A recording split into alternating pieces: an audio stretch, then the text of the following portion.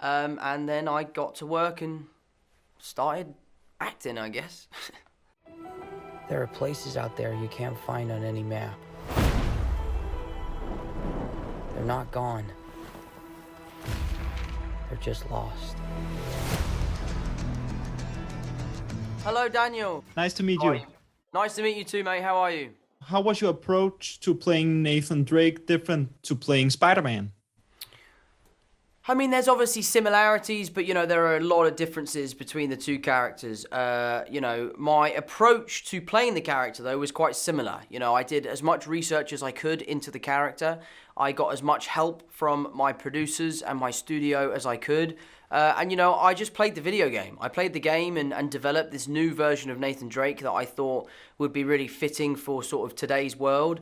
And then I got to work and started acting, I guess. Yeah, cool. And you do a lot of stunts in this movie. Was it more physical demanding than Spider-Man? It was more physically demanding. The sequences in this movie are so huge.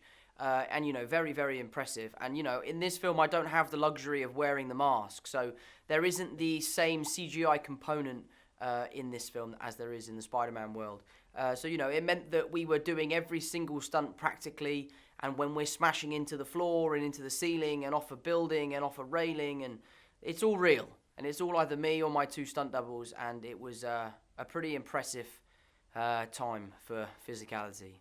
Oh, God!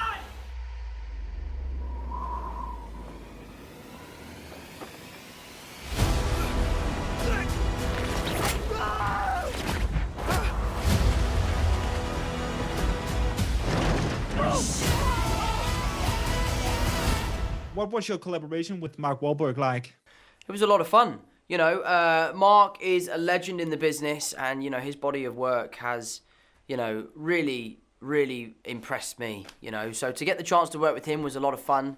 He's a good guy, and, we got on very well. I think one of the hardest things in acting is when you have to force chemistry or a relationship. And we were lucky that our chemistry was something that came very naturally to the pair of us. We hung out quite a lot outside of work. We were playing golf with each other and having dinners and stuff like that. So a lot of the back and forth banter that you see in the film is very truthful to our relationship that is off screen. I feel like off camera, they're just both so naturally charming and funny as people that when you get them together, whether it's on camera or off, it's just purely entertaining. And I was thrilled when we first started shooting. And, if you're familiar with the video games, there is a great dynamic between Sully and Nate that already exists, and the banter that goes back and forth between them.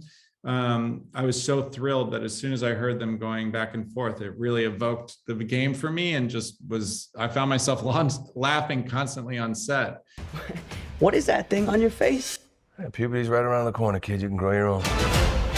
Was they easy to control on set, and did they improvise any lines? Yeah, loads of improvisation. Mark's just a really naturally funny guy who brings all kinds of lines, but Tom, to his credit, is super funny as well. That moment in the bar, it's not with Mark, but where he's like, pina colada, sex on the beach, like those were both lines that he came up with. I mean, there's lines throughout where Tom was coming up with great moments. And then Mark, I mean, so many of his jokes are his own. So yeah, I would say the script was amazing, full of great lines and great jokes, but then the actors made it their own and made it all the more funny and entertaining. Hey kid, a little young for a bartender, aren't you? A little old for prom, aren't you? I mean, most of what Mark and I are saying to each other is an improv.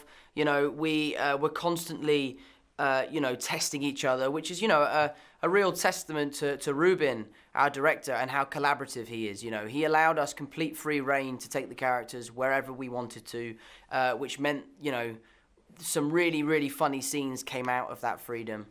So, I have lots of fond memories of improvising with Mark. I'm pretty sure he just threatened to kill me. Don't touch your ear like that. You look like an idiot. Guess I'll keep on living. Oh my God! I shouldn't have come out to play with the big boys, Ian, because you're about to get a proper Scottish welcome. What?